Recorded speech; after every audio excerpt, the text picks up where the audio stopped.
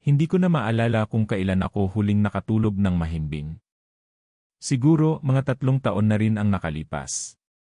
3 taon mula ng gabing iyon na sumira hindi lang sa pagkatao ko, kundi sa buong pananaw ko sa buhay at sa kung ano ang nag-aabang sa kabilang panig. Hanggang ngayon, kapag nag-iisa ako sa dilim o kapag may naririnig akong anumang tunog na parang buzzer, bumabalik ang lahat. Ang amoy ng ospital. Ang lamig ng pasilyo. At ang tunog ng isang nurse call button na hindi dapat tumutunog. Ito ang kwento ko. Ito ang kwento kung bakit ako natatakot sa katahimikan at kung bakit hinding-hindi na ako muling tumuntong pa sa isang ospital. Guard ako dati. At sana doon na lang natapos ang kwento ko. Bago nagsimula ang lahat ng kababalaghan, ang buhay ko ay simple lang. Pangalan ko ay Leo, 28 anyos, at security guard sa isang luma pero kilalang pribadong ospital sa Maynila, ang St. Jude Medical Center. Hindi naman ito ang pangarap kong trabaho. Sino ba naman ang nangangarap na maging isang security guard? Pero sa hirap ng buhay, kailangan kumapit sa patalim. Kailangan kong suportahan ang nanay kong may sakit at ang 2 kong nakababatang kapatid na nag-aaral pa. Kaya kahit panggabi ang shift ko, kahit maliit ang sahod, tinanggap ko. Ang mahalaga, may regular na papasok na pera. Ang St. Jude ay isang malaking gusali, 6 na palapag at mukha na talagang luma. May mga bahagi na amoy luma at amag, lalo na sa mga pasilyo na hindi gaanong nadadaanan ng tao.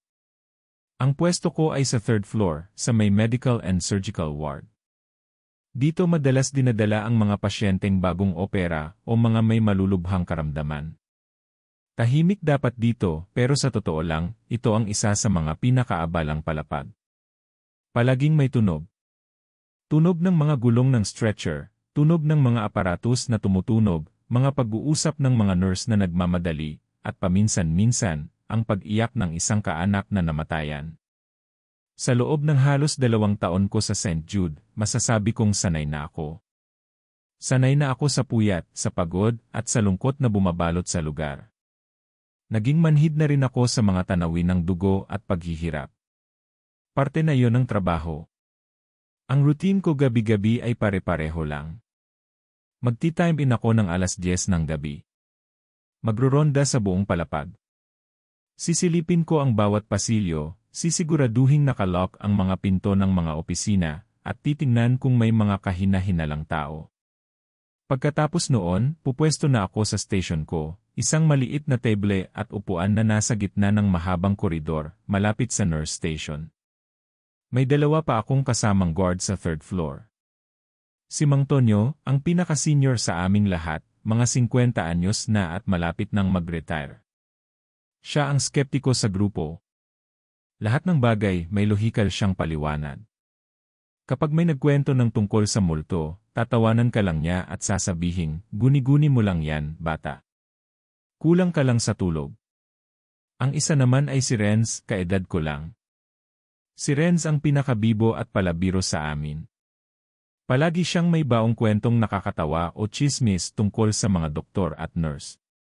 Siya ang karamay ko sa puyatan, ang kasama ko sa pagkakape kapag inaantok na. Normal lang ang takbo ng lahat. Nagbibiruan kami ni Mang Tonyo at Renz. Nagkakape. Nag-uusap tungkol sa basketball o sa mga bagong pelikula. Ang mga nurse sa station, abala sa kanilang mga chart at pag-aasikaso sa mga pasyente. Sina Nurse Jen, Nurse Carla, at ang head nurse na si Ginang Reyes.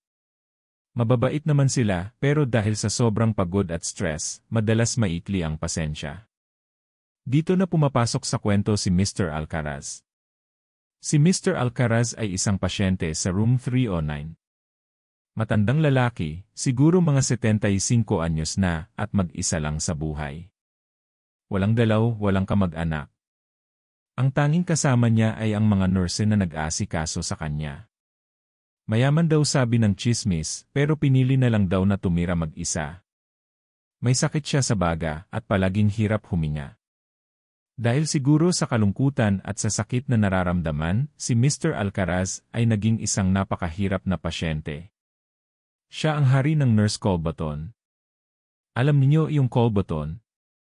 Yung maliit na remote na may pulang pindutan na ibinibigay sa mga pasyente para kung may kailangan sila, pipindutin lang nila at tutunog ang alarm sa nurse station. Para kay Mr. Alcaraz, laruan niya yon. Pipindutin niya yon para magpatulong magbukas ng bote ng tubig. Pipindutin niya yon para magpasama sa banyo. Pipindutin niya yon para lang magtanong kung anong oras na. Minsan, pipindutin niya yon nang walang dahilan. Kapag tinanong ng nurse kung anong kailangan niya, sasabihin lang niya wala lang. Tinitignan ko lang kung gumagana pa. Naiinis na ang mga nurse sa kanya. Rinig na rinig ko ang mga bulungan nila. Naku, si Lolo sa 309 na naman, sabi ni Nurse Jen isang gabi. Hindi na natapos. Akala mo call center agent, pindot ng pindot. Minsan, ako na mismo ang sumisilip sa kanya kapag tumutunog ang alarm at abala ang mga nurse. Nakikita ko siyang nakahiga lang, nakatingin sa kisame, na parang malalim ang iniisip. Ang mga mata niya may bahid ng lungkot at takot. Naawa ako sa kanya.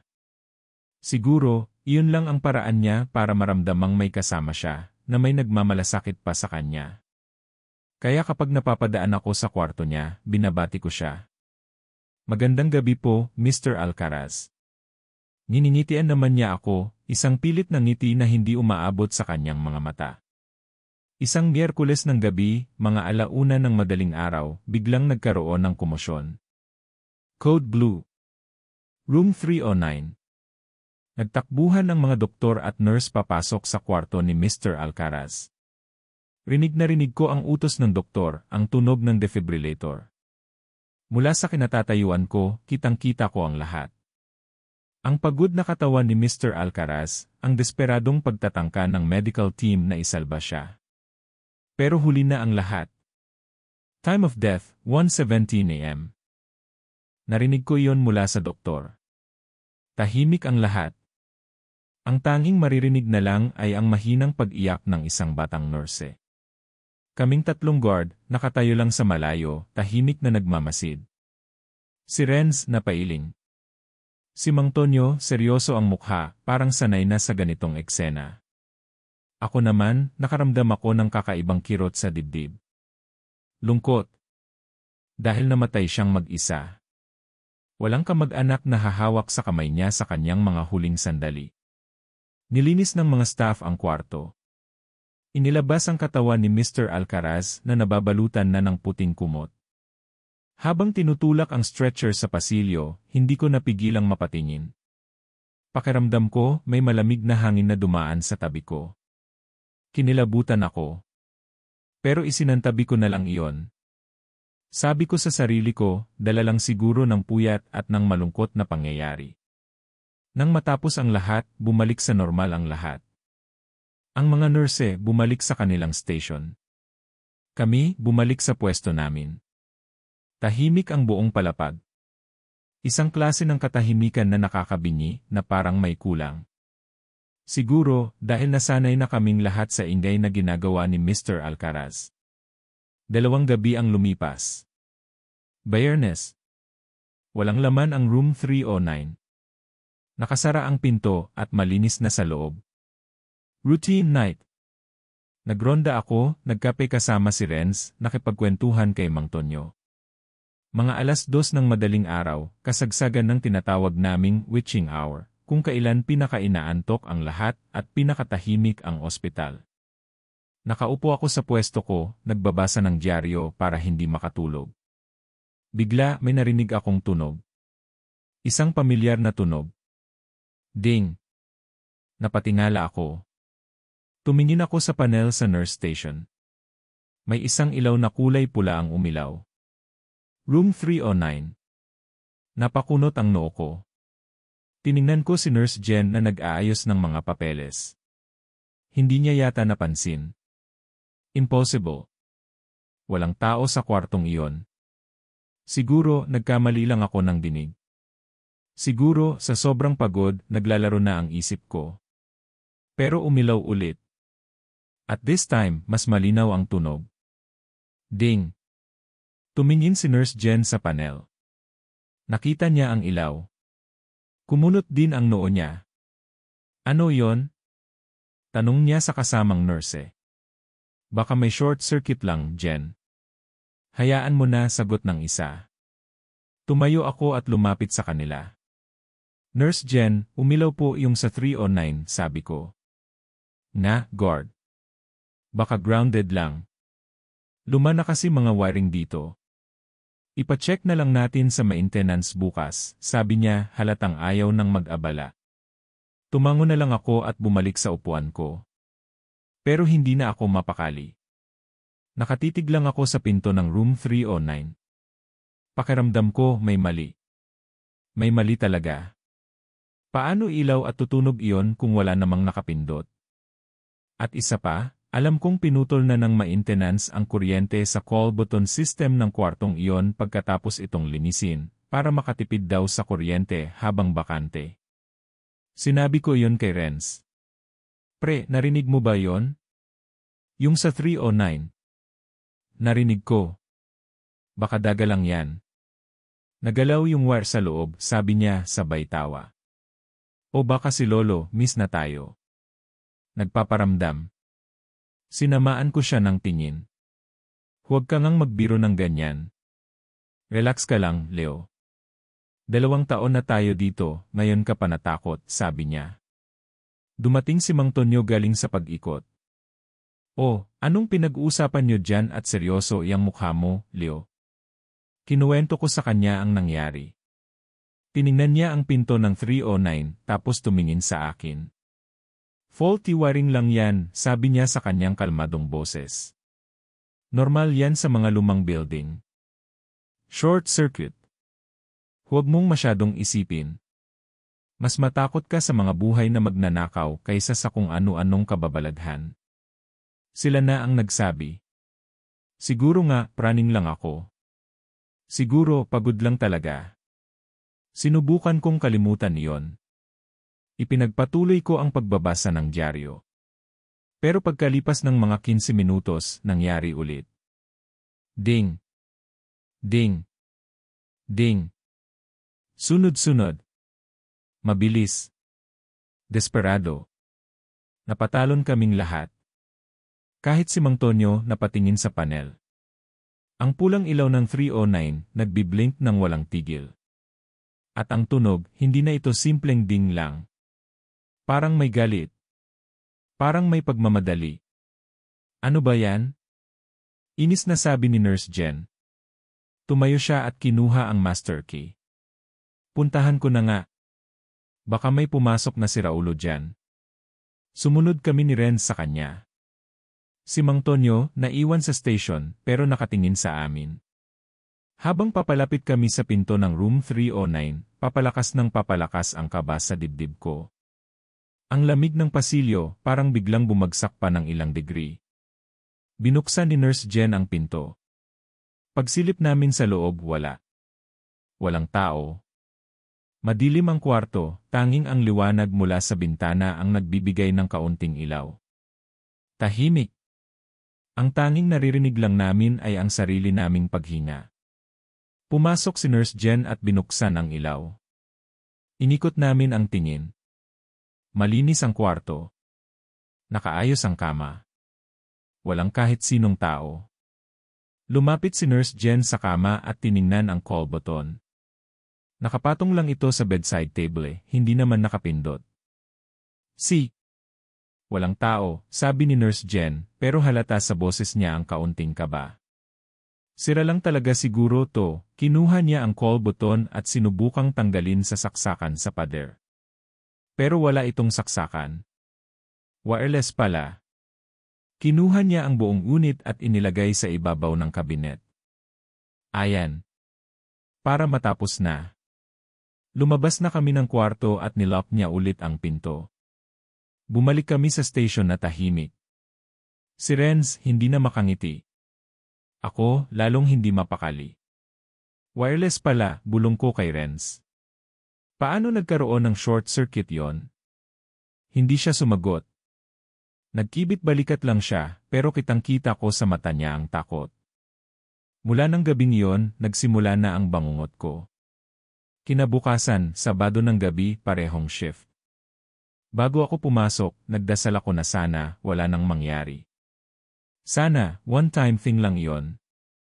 Pero umasa lang ako sa wala. Pagdating ko sa third floor, sinalubong agad ako ni Renz. Pre, buti dumating ka na. Bakit? May nangyari na naman ba? Tanong ko, kinakabahan. Kanina, bago ka dumating. Mga 9:00. Tumulog na naman, sabi niya, pabulong. Isang beses lang. Pero malakas. Rinig ng lahat. Napalunok ako. Tumingin ako sa pinto ng room 309. Parang may kakaibang aura na nanggagaling doon. Isang klase ng kadiliman na hindi lang dahil sa walang ilaw sa loob. Ang buong gabing iyon ay isang pagtitiis. Bawat maliit na kaluskos, napapatalon ako. Bawat anino sa pasilyo, pakiramdam ko ay may nagmamasid. Ang mga nurse halatang hindi na rin komportable. Dati, nagagawa pa nilang magkwentuhan at magtawanan. Ngayon, lahat sila ay seryoso at palaging sumusulyap sa direksyon ng 309. Si Mang Tonyo, kahit pilit niyang pinapakita na baliwala lang sa kanya, nahuhuli ko siyang nakatitig din sa kwartong iyon. Ang kanyang pagiging skeptiko ay unti-unti nang nababasag. Bandang 3:00 ng madaling araw, nangyari ang isa sa mga pinakanakakatakot na karanasan ko. Nagronda ako sa kabilang dulo ng palapag, sa may fire exit. Habang naglalakad pabalik, ako lang mag-isa sa mahabang koridor. Tahimik ang lahat.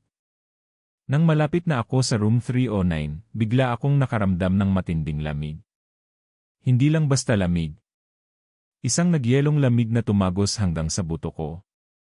Kasabay nito, may naamoy ako. Amoy ng bulaklak. Parang amoy ng bulaklak sa patay. Malakas. Nakakasulasok. Napahinto ako. Tumingin ako sa paligid. Wala namang bulaklak. Saan nanggagaling ang amoy? At doon ko narinig. Isang mahinang tunog. Hindi ito ang ding ng call button. Iba. Isang pag-ubo.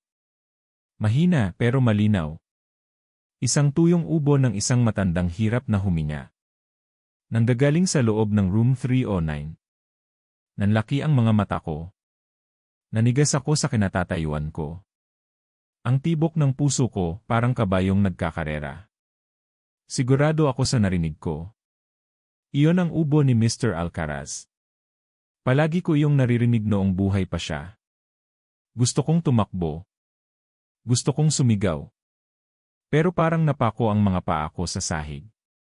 Nakatitig lang ako sa pinto. Ang amoy ng bulaklak lalong tumindi. Ang lamig lalong naging masakit sa balat. Tapos nagsimula na naman. Ding! Isa lang.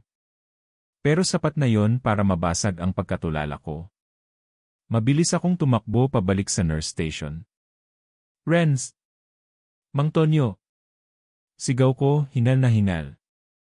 Napatingin silang lahat sa akin. Leo, anong nangyari sa'yo?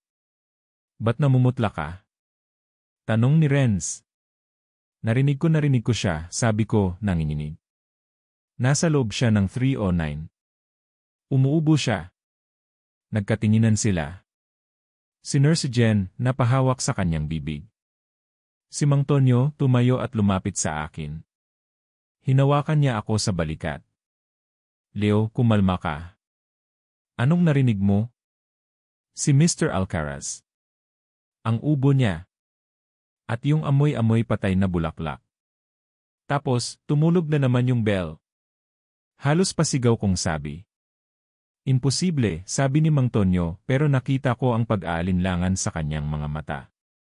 Walang tao dyan, Leo. Baka kung ano lang yung narinig mo. Galing sa ibang kwarto.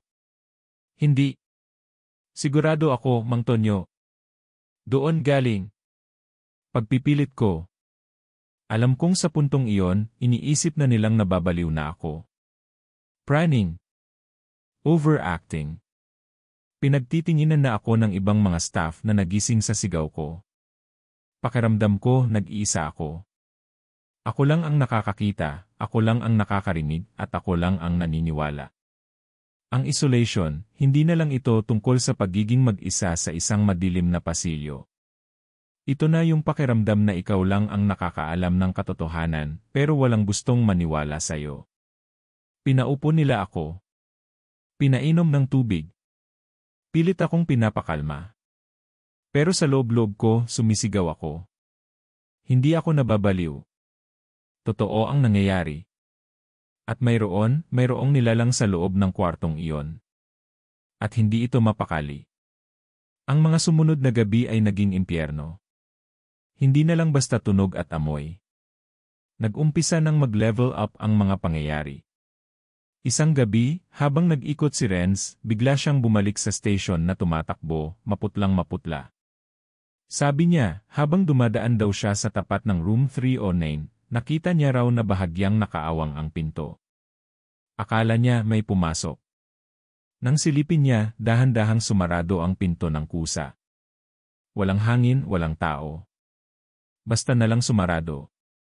Dahil doon, si Renz na dating palabiro, naging tahimik at nerbyoso na rin. Hindi na niya ako tinatawanan. Ngayon, dalawa na kami. Dalawa na kaming naniniwala, dalawa na kaming natatakot. Pero si Mang Tonyo, pilit pa ring naghahanap ng lohikal na paliwanag. Baka sa air pressure lang yan. Dahil sa aircon, sabi niya. Pero alam naming lahat na hindi na siya kumbinsido sa sarili niyang mga salita. Ang pinakamatindi ay nangyari isang Huwebes ng gabi, eksaktong isang linggo pagkatapos mamatay ni Mr. Alcaraz. Tahimik ang lahat. Bandang 1:09 ng madaling araw. Nakaupo kaming tatlo sa station, nagkakape. Kahit ang mga nurse, malapit lang sa amin, parang ayaw nang humiwalay. May unspoken rule na na-develop, walang lalayo, walang mag-isa. Bigla, umalingaw-ngaw na naman ang tunog. Ding! Ding! Ding! Ding! Ding! Walang tigil. Mas mabilis kaysa dati. Mas malakas. Parang may pumipindot dito na galit at desperado. Lahat kami napatingin sa panel. Ang ilaw ng 309 parang sasabog sa kapupula. Pero may kasama na ito ngayon. Kasabay ng pagtunog ng bell, may narinig kaming boses. Isang garalgal na boses na nanggagaling sa speaker ng intercom system sa nurse station. Ang intercom na konektado sa lahat ng call button. Tulungan niyo ako. Nanindig ang lahat ng balahibo sa katawan ko. Kilala ko ang boses na yon. Kahit mahina at parang hirap, hindi ako pwedeng magkamali. Boses iyon ni Mr. Alcaraz. Napatayo kaming lahat. Ang mga nurse nagsisigawan na sa takot. Si Nurse Jen napaiyak. Si Renz nakahawak sa braso ko, nanginginig. Kahit si Mang Tonyo, ang aming matapang na senior, nakita kong namutla at napalunok. Dito na gumuho ang lahat ng pagdududa. Dito na natapos ang lahat ng pangangatwiran. Ang kababalaghan ay hindi na isang paramdam lang. Ito na. Totoo. At nakikipag-usap na sa amin. Nurse ang sakit. Patuloy ang boses mula sa intercom, kasabay ng walang humpay na pagtunog ng bell. Patayin niyo yan. Patayin niyo ang intercom. Sigaw ni Head Nurse Reyes. Sinubukang patayin ng isang nurse ang buong system, pero hindi ito namamatay. Patuloy lang ang tunog ng bell. Patuloy lang ang boses ni Mr. Alcaraz. Mang Tonyo, anong gagawin natin? Tanong ko, nagpapanik na. Si Mang Tonyo, sa unang pagkakataon, nakita kong nataranta. Hindi ko alam, Leo. Hindi ko alam. Sa gitna ng kaguluhan, si Renz, na kanina patahimik at nanginginig, biglang nagsalita. Ang boses niya, determinado pero puno ng takot. Ako na. Ako nang pupunta doon. Kailangan itong itigil. Huwag, Renz. Pigil ko sa kanya. Delikado. Kailangan, Leo. Baka kung ano nang mangyari sa atin dito. Sabi niya. Kumuha siya ng isang malaking flashlight, yung mabigat na klase. Titingnan ko lang. Baka masira ko yung unit sa loob. Sasama ako, sabi ko. Huwag.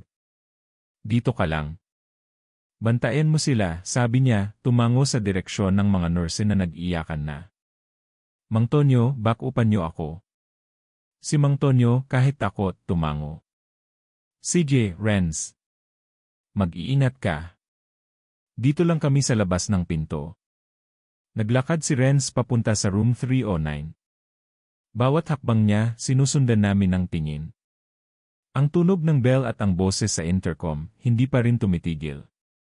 Ang lamig sabi ng boses. Huminto si Renz sa tapat ng pinto. Huminga siya ng malalim. Tumingin siya pabalik sa amin, isang tingin na nagsasabing bahala na. Dahan-dahan niyang pinihit ang doorknob. Nang bumukas ang pinto, biglang tumahimik ang lahat. Nawala ang tunog ng bell. Nawala ang boses sa intercom. Ang tanging naririnig na lang namin ay ang malakas na pagtibok ng aming mga puso. Pumasok si Renz sa loob ng madilim na kwarto, tanglaw lang ang kanyang flashlight. Sumunod kami ni Mang Tonyo hanggang sa may pintuan. Renz, ayos ka lang? Anong ni Mang Tonyo? Nakita namin ang sinag ng flashlight ni Renz na gumagalaw sa loob. Tinitignan niya ang bawat sulok. Ang kama, ang bintana, ang kabinet kung saan inilagay ni Nurse Jen ang call button. Okay lang ako, Mang Tonyo, sagot ni Renz, pero nanginginig ang boses niya. Wala namang tao. Titignan ko lang yung. Hindi niya natapos ang sasabihin niya. Blag. Isang malakas na kalabog. Ang pinto ng room 309 biglang sumarado ng napakalakas. Halos matamaan kami ni Mang Tonyo. Renz, sigaw ko. Sinubukan naming buksan ang pinto pero nakalock. Nakalock mula sa loob. Renz! Buksan mo to. Sigaw ni Mang Tonyo, kinakalampag ang pinto. Wala kaming marinig na sagot. Tapos nagsimula ulit. Ding! Pero this time, iba na. Ang tunog ay hindi nanggagaling sa nurse station. Nanggagaling ito sa loob ng kwarto. Malakas. Napakalakas. Parang katabi lang namin. Ding! Ding! Ding! Kasabay nito, narinig namin ang boses ni Renz. Sumisigaw. Isang sigaw ng purong takot. Tulong! Ayoko na. Palabasin niyo ako dito. Kinakalampag namin ang pinto. Si Head Nurse Reyes, tumawag na ng ibang guard mula sa ibang palapag. Ako, sa sobrang taranta, sinisipa ko na ang pinto. Huwag. Huwag po. Maawa po kayo. Sigaw ni Renz mula sa loob. At sa gitna ng kanyang mga sigaw, may narinig kaming isa pang boses. Ang garalgal na boses ni Mr. Alcaraz, pero this time, malinaw at malakas, na parang nanggagaling din mismo sa loob. Ngayon may kasama na ako. Kasunod noon ay isang nakakabinging katahimikan. Nawala ang sigaw ni Renz. Nawala ang tunog ng bell. Nang sa wakas ay nabuksan namin ang pinto, isang tanawin ng horror ang sumalubong sa amin. Nakita namin si Renz. Nakahiga siya sa sahig sa gitna ng kwarto. Ang kanyang mga mata, dilat na dilat sa takot, nakatitig sa kisam. Ang kanyang bibig, bahagyang nakaawang, na para bang may gusto siyang isigaw pero hindi na lumabas. Ang flashlight niya, nasa tabi niya, basag. At sa kanyang dibdib, nakapatong ang nurse call button. Tumakbo ang mga nurse papasok para i-check siya. Pero huli na. Walang pulso. Walang paghinga. Patay na si Renz. Aneurysm, sabi ng doktor. Biglang pumutok ang ugat sa utak dahil sa matinding takot. Pero alam naming lahat kung ano talaga ang pumatay sa kanya. Hindi na ito isang kwento ng kababalaghan. Isa na itong kwento ng kamatayan. Ang nilalang sa room 309 ay hindi na lang nagpaparamdam. Pumapatay na ito. Matapos ang insidente kay Renz, nagkagulo ang buong ospital. Nagkaroon ng investigasyon. Tinanong kami ni Mang Tonyo. Kinuwento namin ang lahat pero syempre, hindi nila pinaniwalaan ang tungkol sa multo. Ang official report, si Renz ay pumasok sa kwarto, na-stress at inattack. Case closed. Pero para sa amin na nandoon, para sa aming mga naiwan sa third floor, alam namin ang totoo. At alam naming hindi pa tapos. Nag-file ako ng leave of absence. Ayoko nang bumalik. Pero kailangan. Kailangan ng pamilya ko ang pera. Si Mang Tonyo wala ring choice. Malapit na siyang mag-retire, kailangan niyang tapusin ang serbisyo niya. Ang mga nurse, marami ang nag-resign o nagpa-transfer sa ibang department. Ang mga naiwan, tulad namin, ay namumuhay na sa takot. Nagpatawag ng pari ang management ng ospital. Binasbasan ang room 309. Naglagay sila ng mga santo at rosaryo sa loob. Sinubukan nilang gawin ang lahat para maibalik ang kapayapaan sa lugar. Sa loob ng 1 linggo, naging tahimik. Akala namin tapos na. Akala namin natakot na ang kung sino mang nilalang na nandoon. Nagkamali kami. Isang gabi, bumalik ako sa duty. Ako at si Mang Tonyo na lang ang original na natira. May mga bago kaming kasamang guard, mga bata pa, na walang alam sa nangyari.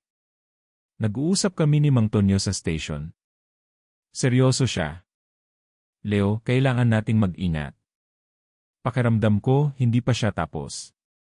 Ano po bang dapat nating gawin, Mang Tonyo? Huwag tayong papasok sa kwartong yon. Ano man ang mangyari. Ano man ang marinig natin. Hayaan na lang natin, sabi niya.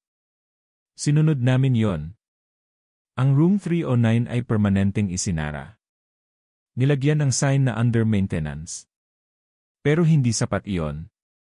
Bandang hating gabi nagsimula na naman. Pero this time, hindi na ang call button. May narinig kaming kalampag. Mahina sa simula tapos papalakas. Nanggagaling sa loob ng 309. Parang may nagwawala. Parang may naghahagis ng mga gamit. Tapos, ang ilaw sa pasilyo sa tapat mismo ng kwartong iyon ay nagsimulang mag-flicker. Patay-sindi.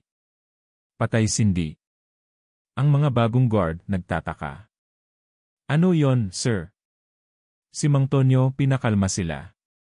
Wiring lang yan. Huwag niyong pansinin. Pero alam kong natatakot na rin siya. Nakita ko ang panginginig ng kanyang mga kamay habang hawak niya ang kanyang kape. Ang kalampag ay tumigil. Ang ilaw bumalik sa normal. Akala namin iyon na lang. Bigla, ang telepono sa nurse station ay tumunog. Sinagot ito ng isang bagong nurse. Hello, St. Jude Medical Center, 3rd floor. How may I help you? Tahimik sa kabilang linya. Hello. Hello. Tapos may narinig kaming boses mula sa telepono. Malakas. Malinaw. Rinig naming lahat. Ang daralgal na boses. Bakit ayaw ninyo akong sagutin? Binitiwan ng nurse ang telepono na parang napaso. Napasigaw siya sa takot. Ang boses ay hindi galing sa labas. Ang extension number na tumatawag ay 309. Pero matagal nang pinutol ang linya ng telepono sa kwartong iyon. Dito na ako napuno. Hindi na pwede ito. Kailangan itong matapos. Hindi na ito tungkol sa trabaho. Tungkol na ito sa kaligtasan namin. Mang Tonyo, sabi ko, nanginginig sa galit at takot. Kailangan nating gawin ang isang bagay. Anong ibig mong sabihin, Leo? Papasok ako doon.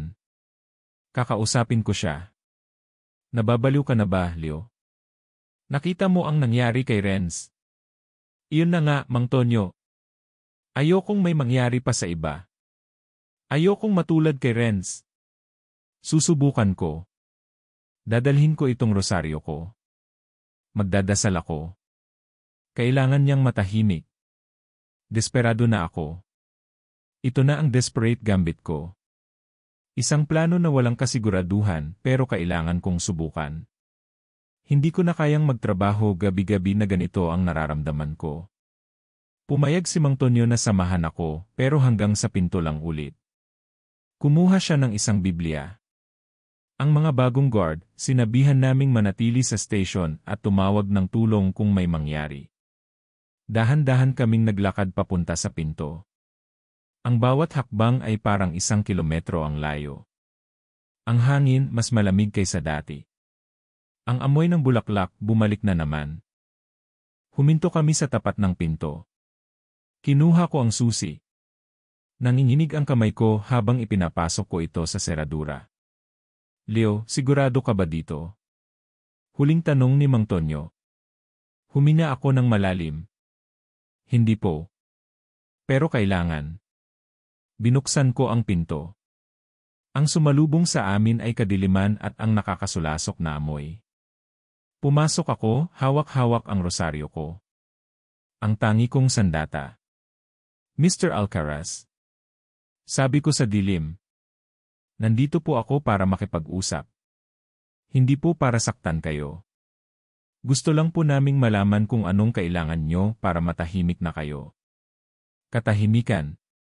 Itinaas ko ang rosaryo ko. Nagsimula akong magdasal. Ama namin, sumasalangit ka. Habang nagdadasal ako, nagsimulang gumalaw ang mga bagay sa loob. Ang kumot sa kama, dahan-dahang gumalaw na parang may nakahiga doon. Ang bintana, nagsimulang kumalabog ng malakas kahit walang hangin. Pero hindi ako tumigil. Ipinagpatuloy ko ang pagdarasal. Mas nilakasan ko ang boses ko. Bigla, ang pinto sa likod ko ay sumarado na naman ng malakas. Ay! Sigaw ni Mang Tonyo mula sa labas. Naiwan akong mag-isa sa dilim. At doon ko siya nakita. Hindi isang buong katawan. Isang anino.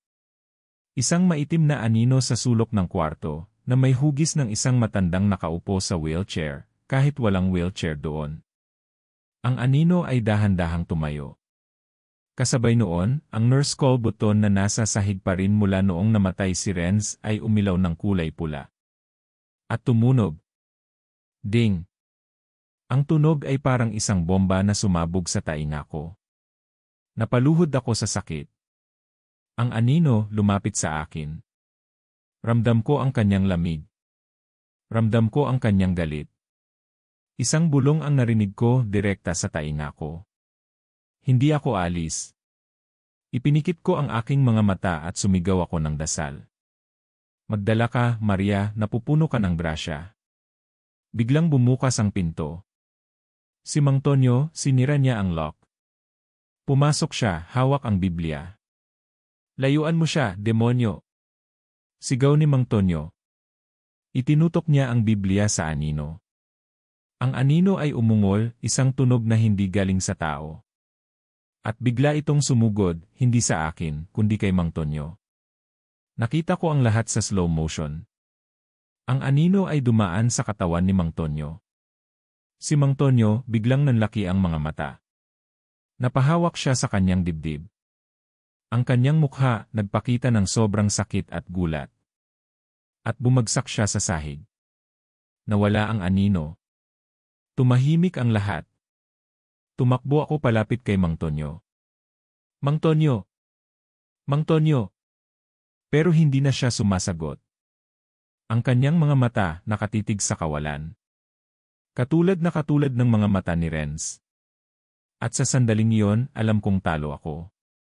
Talo kaming lahat. Ang nilalang na ito, hindi kayang talunin ng dasal o tapang. Gusto lang nito ng isang bagay, ang manggulo at kumuha ng kasama.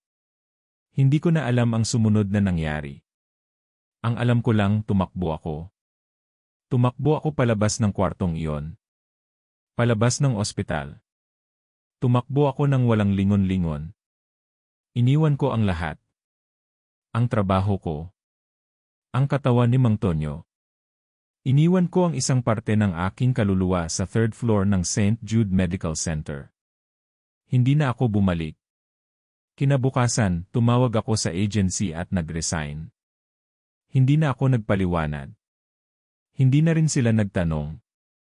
Siguro, alam na nila. O ayaw na lang nilang malaman. Nalaman ko na lang sa balita na namatay si Mang Tonyo dahil sa massive heart attack. Isa na namang biktima. 3 taon na ang nakalipas. Nagbago na ako ng buhay. Malayo na ako sa Maynila. Namumuhay ako ngayon sa isang maliit na probinsya kung saan tahimik. Pero ang katahimikang iyon ay isang ilusyon lang. Dahil hanggang ngayon, dala-dala ko pa rin ang trauma. Hindi ako makatulog sa dilim. Kailangan palaging may ilaw. Kapag nakakarinig ako ng anumang buzzer, kahit doorbell lang, naninikip ang dibdib ko at pinagpapawisan ako ng malamig. May mga gabi, kapag kasagsagan ng katahimikan, naririnig ko pa rin. Mahina pero malinaw. Isang tunog na hindi dapat nandoon. Ding! At alam kong kahit gaano pa ako kalayo tumakbo, kahit saan ako magtago, may isang parte ng bangungot na yon na palaging kasama ko. Ang kaluluwa ni Mr. Alcaraz, o kung anuman ang nilalang na yon, ay hindi lang naiwan sa room 309. Isang piraso nito ay kumapit sa akin. At hinihintay lang nito ang tamang panahon para muling magparamdam. Kaya kung sakaling mapadaan kayo sa isang lumang ospital sa gabi, at makarinig kayo ng isang nurse call button na tumutunog mula sa isang bakanteng kwarto, huwag ninyong pansinin. Huwag kayong lalapit. Huwag kayong magtanong. Tumakbo na lang kayo. Dahil baka sa susunod, kayo na ang hinihingan niya ng tulong. O baka kayo na ang gusto niyang maging kasama.